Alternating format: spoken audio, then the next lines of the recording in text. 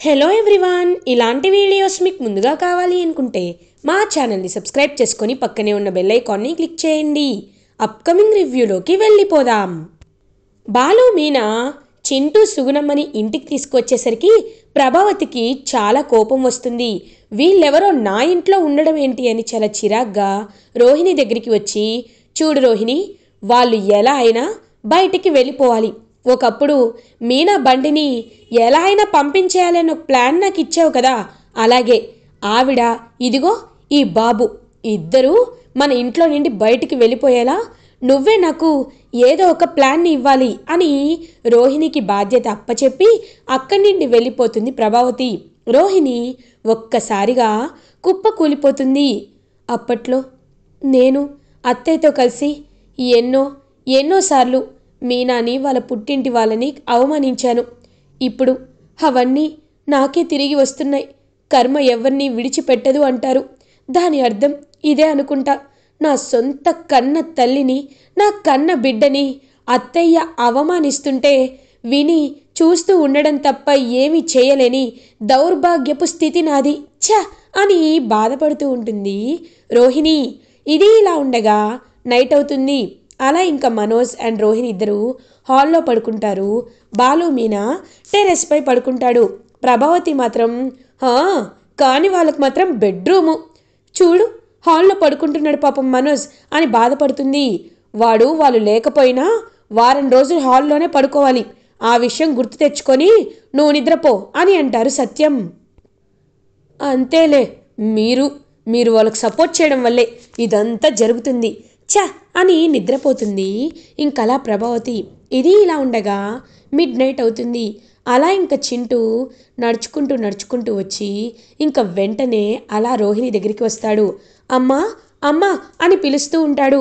వెంటనే రోహిణి చింటూ అని చింటూని హక్ చేసుకుంటుంది. అమ్మా, నువ్వు మా అమ్మవే కదా అని అడుగుతాడు చింటూ. అవును నాన్న, నేను మీ అమ్మనే అని ఇంకా చాలా బాధపడుతూ ఉంటుందన్నమాట రోహిణి.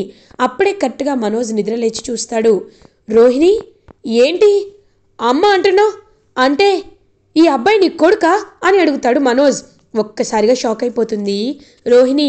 అప్పుడే అక్కడికి ప్రభావతి, బాలు, మీనా కూడా వస్తారు. ఏంటి పార్లర్ అమ్మా, నువ్వు ఇంత మోసం చేస్తావా? ఇప్పుడు ఈ చింటూ నీ కొడుకా అని అంటాడు బాలు అని అంటుంది రోహిణి. ఏంటి రోహిణి, ఏం సమాధానం చెప్పవేంటి అని ప్రభావతి అడుగుతూ ఉంటే ఇంకా ఒక్కసారిగా షాక్ అయిపోతుంది రోహిణి. అది కదత్తయ్య, పాపం చిన్నపిల్లవాడు కదా, అందుకే నేను అమ్మ అంటే బాగుంటుందేమో, బాగా అనుకుంటాడేమోనని అలా చెప్పానంతే అంతే అని కవర్ చేసేస్తుంది రోహిణి. ఏంటి, వాడికి నువ్వు అమ్మవెందుకు అవుతావమ్మా? వాడి అమ్మా నాన్న ఎవరో తెలీదు, వాడి ఏ మురిక్కూపంలో పుట్టి పెరిగాడు. అలాంటప్పుడు నువ్వు వాడిని అమ్మ అనిపించుకోవాల్సిన అవసరం లేదు. నీకు పుట్టేవాడు కోటేశ్వర్ల బిడ్డమ్మా అని ఇంక ప్రభావతి అంటుంది. రోహిణి చాలా బాధపడుతుంది. సుగుణమ్మ అప్పుడే వస్తుంది. చింటూ అని పరిగెత్తుకుంటూ వచ్చేసరికి, ఏమ్మా, స్పృహ లేకుండా నిద్రపోయావా ఏంటి?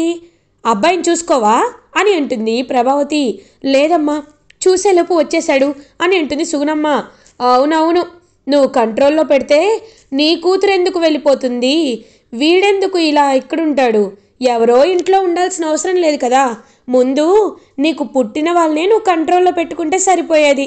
ఇప్పుడు మనవడు అటు వెళ్ళిపోయాడు, ఇటు వెళ్ళిపోయాడు, దెబ్బ తగిలించుకున్నాడంటే ఎవరికి నష్టం? కొన్ని జీవితాలు అంతే, అలా వెళ్ళిపోతూ ఉంటారు. బుద్ధి లేకపోతే సరి అని ప్రభావతి అక్కడి నుండి వెళ్ళిపోతుంది. సుగుణమ్మ చాలా బాధపడుతూ ఉంటే రోహిణి కూడా చాలా అంటే చాలా బాధపడుతూ ఉంటుంది.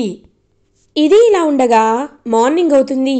రోహిణి సుగుణమ్మ దగ్గరికి వచ్చి, అమ్మ, మీరు వీలైనంత త్వరగా ఇక్కడి నుండి వెళ్ళిపోండమ్మా. ఎందుకంటే మా అత్తయ్య గారి గురించి మీకు తెలీదు. ఆవిడకి లేని వాళ్ళన్నా, డబ్బు లేని వాళ్ళన్నా అస్సలు పడదు. ఆవిడ చాలా మాటలు అంటుంది. మిమ్మల్ని ఆ మాటలు అంటుంటే నేను తట్టుకోలేకపోతున్నాను. ఇక్కడి నుండి వెళ్ళిపోండి అని అంటుంది రోహిణి. నేను వెళ్ళిపోవాలని అనుకుంటున్నానమ్మా, కానీ తెలుసు కదా, బాలు చాలా మొండివాళ్ళ ఉన్నాడు. ఎంత వెళ్ళిపోతానన్నా బాలు మీనా వెళ్ళనివ్వటం లేదు అని అంటారు సుగుణమ్మ. అప్పుడే కరెక్ట్గా మీనా అక్కడికి వస్తుంది. ఏంటి రోహిణి, ఏం మాట్లాడుతున్నారు అని అడుగుతుంది. ఏం లేదమ్మా, ఆ అమ్మాయి బాబు గురించి అడుగుతుంది. అమ్మా, నేను వెళ్ళిపోతానమ్మా అని అంటుంది సుగుణమ్మ. వెళ్ళిపోవడానికి కాదు కదా, మీరుండండి, మీకోసం కాఫీ తీసుకొస్తానని చెప్పి ఇంకా అలా బాబు కోసం పాలు తీసుకొస్తానని కిచెన్లోకి వెళ్ళి పాలు వేడి చేస్తూ ఉంటుంది మీనా. అప్పుడే ప్రభావతి, ఏయ్ కాఫీ ఇవ్వవే అని అంటుంది. అత్తయ్య ఒక 5 నిమిషాలు ఆగండి, బాబుకి పాలు వేడి చేస్తున్నాను, అవి ఇచ్చాక కాఫీ కలుపుతాను అని అంటుంది. ఏంటే నీకు అత్తయ్య కంటే ఆ అనామకుడు ఎక్కువైపోయాడా అని అంటుంది ప్రభావతి. అత్తయ్య, దేవుడు నోరిచ్చాడు కదా అని, నాలిక ఉంది కదా అని ఎటు పడితే అటు మాట్లాడకండి, కరెక్ట్ కాదు అని అంటుంది మీనా. అంటే ఆ అనామకుడి కోసం నన్ను నన్ను ఎదిరిస్తావా నువ్వు? అయినా నీకు కాదే, ముందు మా ఆయన ఉన్నారు కదా, ఆయన ఇంట్లోకి తీసుకొస్తే ఓకే చెప్పి నన్నే ఇంట్లో నుండి ఉండిపోండి, మేమందరం వెళ్ళిపోతామన్నారు. ఆయన అనాలి, అంతా నా కర్మ, ఇంట్లో నా మాట వినేవాళ్ళు ఒక్కరు కూడా లేకుండా పోయారు, మీ ఇష్టం వచ్చినట్టు చావండి అని అలా కామాక్షి దగ్గరికి వెళ్ళిపోతుంది ప్రభావతి. ఇంకా రోహిణి అలా ప్రభావతి వెళ్ళిపోగానే ఫ్రూట్స్ అవన్నీ తీసుకువెళ్ళి చింటూకి ఇస్తూ ఉంటుంది. ఇంకా అదంతా చూస్తూ ఉంటాడనమాట బాలు. ఏదో ఉంది, అదేంటో తెలుసుకుంటానని అలాగే చూస్తూ ఉంటాడు బాలు. ఇది ఇలా ఉండగా ప్రభావతి కామాక్షి దగ్గరికి వెళ్ళి జరిగిందంతా చెప్తుంది. అయ్యో పాపం, అవునా, అయినా బాలు చాలా తప్పు చేశాడు అని అంటుంది. అవునవును, నేను అది చెప్తుంటేనే నా మాట ఎవరూ వినటం లేదు వదినా అని అంటుంది ప్రభావతి. నేను చెప్పేది పూర్తిగా విను ప్రభావతి, నేననింది మీ ఇంటికి తీసుకువెళ్ళి తప్పు చేశాడు, అదే నా ఇంటికి తీసుకొస్తే వాళ్ళని చక్కగా చూసుకునేదాన్ని, నీ గురించి తెలిసి కూడా అమ్మో అని అంటుంది కామాక్షి.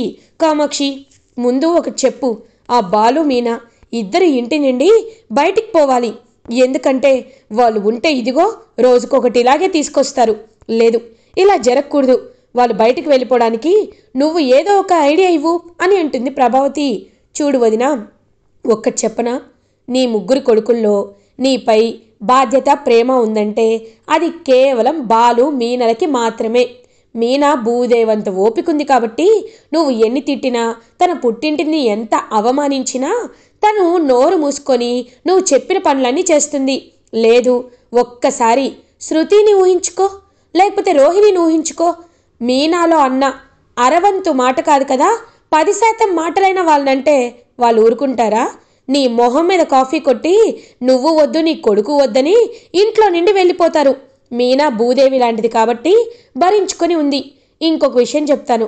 ఏం చెప్పావమన్నా, మీకు తినడానికి టిఫిన్ చేయలేకపోతే ఇద్దరు హోటల్కి వెళ్ళిపోయారు, కానీ మీకు జావని చేసిచ్చిందెవరు? బాలు. ఇంటిని చూసుకునేదెవరు? బాలు. నీ కొంట్లో బాగోకపోతే నీకేమైనా తీసుకొచ్చేదెవరు? బాలు. అలాంటి బాలు మీనాలంటే నీకు ఇష్టం ఉండదు, డబ్బులున్న వాళ్ళని చేసుకున్నారని 2 కొడుకులంటే నీకు ఇష్టం. వదినా, ఒకటి, మాకు పిల్లలు లేరని కాదు, ఒకవేళ ఉండుంటే బాలు లాంటి వాడే పుట్టాలని నేను గట్టిగా కోరుకునేదాన్ని. పోనీ బాలు నాకు దత్తతిచ్చేసే అని అంటుంది కామాక్షి. చాలే, చెప్పమంటే ఎన్నైనా చెప్తావు, నా బోధ నాకే కదా తెలుసు, వాళ్ళ ఇంట్లో ఉంటుంటేనే కంపరంగా ఉంది అని అంటుంది ప్రభావతి. వాళ్ళ విలువ నీకు ఇప్పుడు తెలియదులే, చెట్టు మీద ఉన్న పిట్టలన్నీ రాలిపోయాక చెట్టు మిగిలిపోతుంది కదా, అలా వయసు అయిపోయాక మీరిద్దరూ మిగిలిపోయినప్పుడు మీకు అర్థమవుతుంది అని మనసులో అనుకుంటుంది కామాక్షి. ఇది ఇలా ఉండగా మీనా ఇంకా పువ్వులు కట్టుకుంటూ ఉంటుంది. అప్పుడే కరెక్ట్గా సుగుణమ్మ మీనా దగ్గరికి వచ్చి, ఏం చేస్తున్నావమ్మా అని అడుగుతారు. ఏం లేదమ్మా, ఇదిగో నేను పూలు ఇంటింటికి డెలివరీ చేస్తూ ఉంటాను, ఒక ఆర్డర్ వచ్చింది, అందుకే పూలు కడుతున్నాను.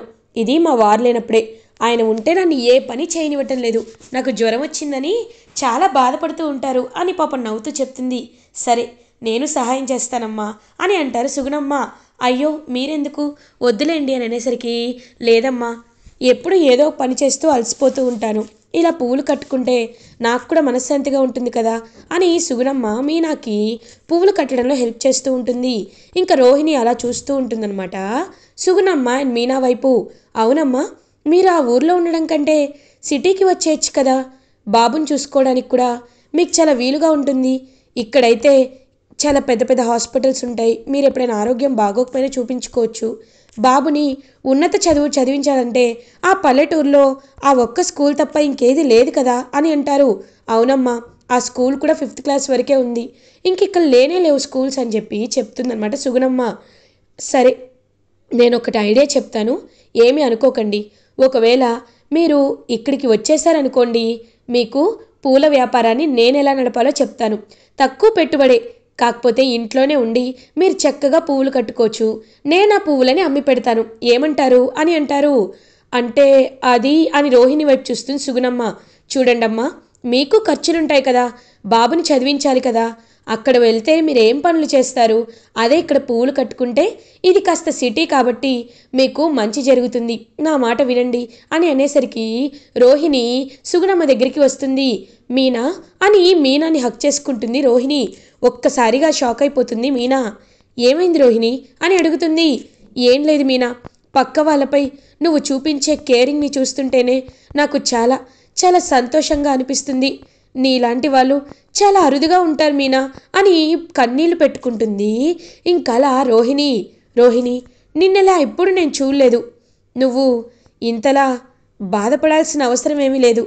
నేనున్నాను కదా, ఎవరైనా బాగుపడాలనే నేను ఆయన కోరుకుంటాం, కానీ ఒకరు నాశనం అయిపోవాలని నేను ఆయన ఎప్పుడూ కోరుకోము. అమ్మా, మీకు నేను చెప్పింది అర్థమైంది కదా, వీలైనంత త్వరగా ఈ ఊరు వచ్చేయండి అని చెప్పి సుగుణమ్మకి చెప్పేసరికి పాపం చాలా హ్యాపీగా ఫీల్ అవుతుంది రోహిణి. ఇది ఇలా ఉండగా ఈవినింగ్ అవుతుంది. ఇంకలా బాలు అయితే కార్ డ్రైవింగ్ చేస్తూ ఉంటే అప్పుడే కరెక్ట్గా ఎమ్మెల్యే, హలో బాలు, నీ విషయంలో నేను చాలా పెద్ద తప్పు చేశాను బాలు, నిజంగా ఇప్పుడు నాకు అర్థమైంది. ఆ రోజు నేను నిన్ను అక్కడ ఉండకుండా ఉండాల్సింది, బార్లో నా వల్ల నిందలు పడ్డావని అంటారు. లేదన్నా, అయినా మా ఆవిడ ఉంది కదా, నా గురించి అన్ని నిందలు తీసేసింది కదా, ఇంకా నువ్వేమీ కంగారు పడద్దన్నా, చెప్పు ఏదైనా పనుందా అని అడుగుతారు. అదే బాలు, రేపటి నుండి దసరా ఉత్సవాలు మొదలవుతున్నాయి కదా, అందుకే వీధి వీధికి లైటింగు, తోరణాలు అవన్నీ కట్టాలి, వాటికి సంబంధించిన వస్తువులన్నీ తీసుకురావాలి అని అంటారు. అన్నా, నేను వెళ్ళి తీసుకొస్తానన్నా, కాకపోతే మరి వీధి వీధికి లైటింగ్ పెట్టాలంటే పువ్వులు కూడా పెట్టాలి కదన్నా, పువ్వులు పెడితే బాగుంటుంది కదా అని అంటారు. అవును, ఓ మీ ఆవిడది పూల షాప్ కదా, సరే నాకు తెలిసిన గుళ్ళున్నాయి, ఆ గుళ్ళకి ఖచ్చితంగా డెకరేషన్ చేయించాలి, మీ ఆవిడకి ఆ కాంట్రాక్ట్ వచ్చేలా నేను చేస్తాను, సరేనా అని అంటారు.